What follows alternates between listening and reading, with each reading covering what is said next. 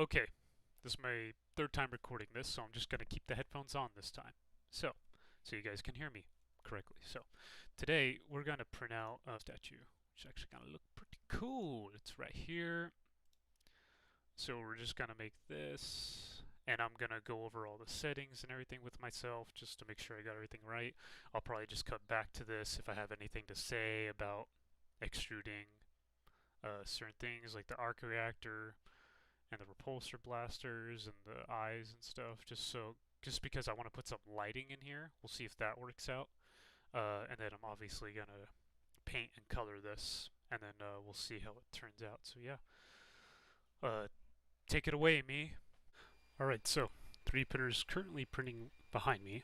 I downloaded some extensions from the marketplace, and I downloaded something called Tree, which is pretty interesting.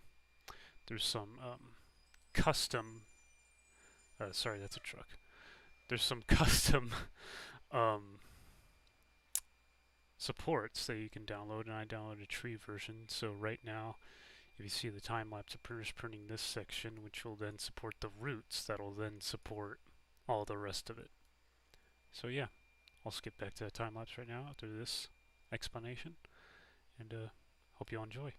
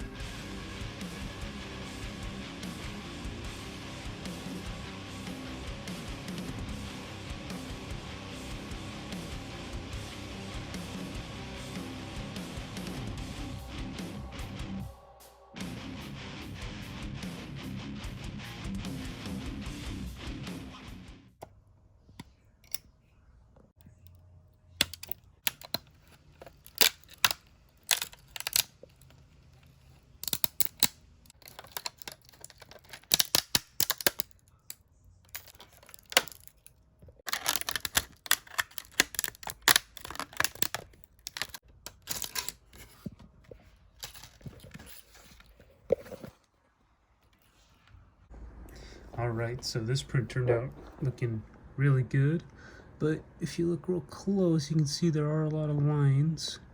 So I went ahead and got some sandpaper here with varying degrees of grit. So I'll try using the lowest grit, and then if I have to go higher I'll go higher. If you look real close you can see the lines too. And yeah, I do this and Thor's hammer as well. And we'll get this primed and painted and see how it looks. I'm really excited for this. Here it goes.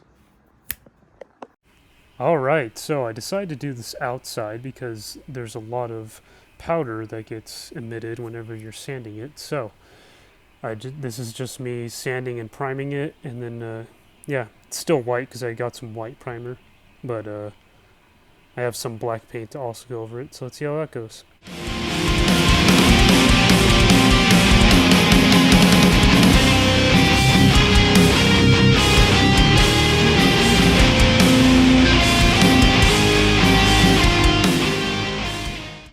Alright, sanded it down a bunch. Gonna wipe it down with some 70% isopropyl alcohol, just to get some of my skin oil off of here, because I guess paint doesn't like that when it wants to stick. So we're going to do that. I'm going to get some of this primer on there and see if it covers all lines. If it does, then we won't need to do any more of this sanding, and then we'll be good to paint. Let's get into it. Okay, so I applied the first coating of that primer, and I mean, it covered pretty good, but it actually exposed the lines even better than I saw before. So like, it exposed lines that I couldn't even see before adding primer, which is kind of the opposite of what I wanted, but it's a good and bad thing because now I know where to sand.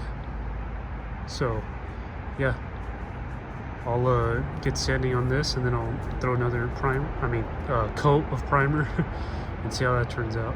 Okay, so you can kind of still see some lines here, but I have a feeling that the paint will cover some of this at least, but it's also a pretty small model, so it's kind of hard to get all these cracks and crevices. I did sand the heck out of it, especially the top of the head, which looks pretty nice.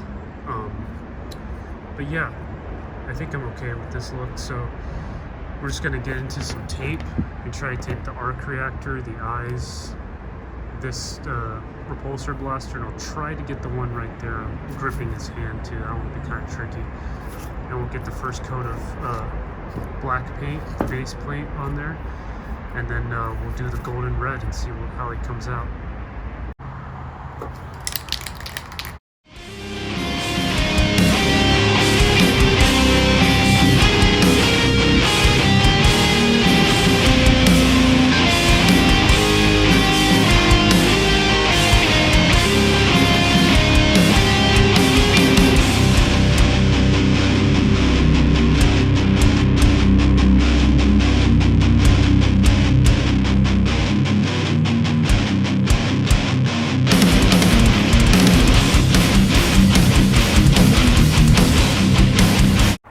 Alright, so wait for everything to dry.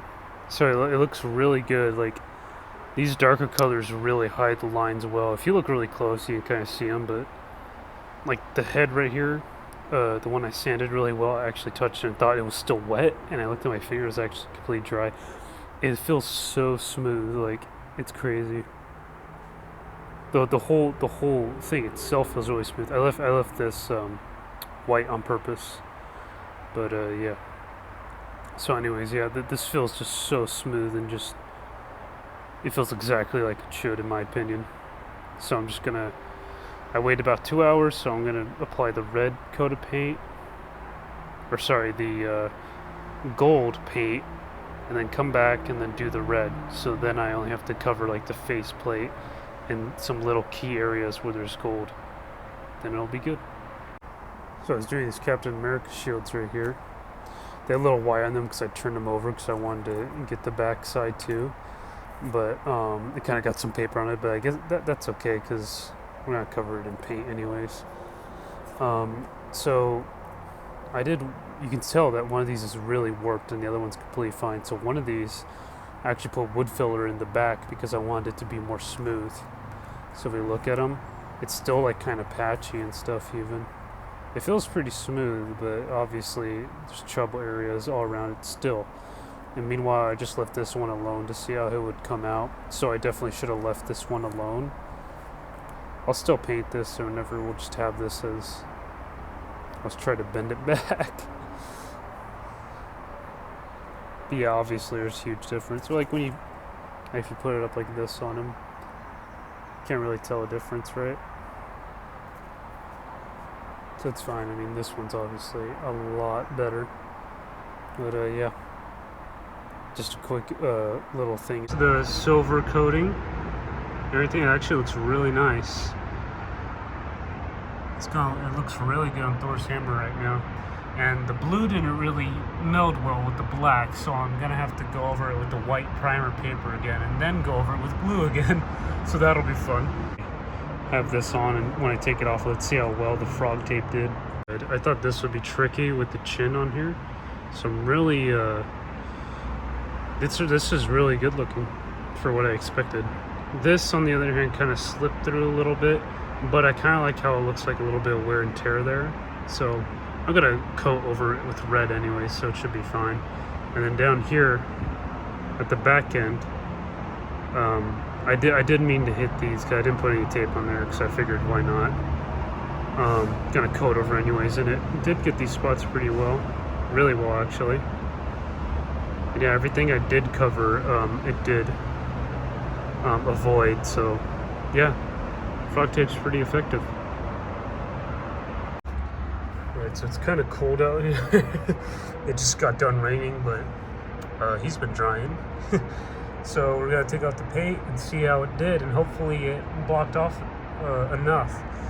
If not, I'm not gonna do a second coat. I'm gonna try to go in with actually a gold Sharpie and see if I can kind of get the edges in case it seeped in, because I kind of found that happened with the silver paint I tried doing. So let's see how he looks now.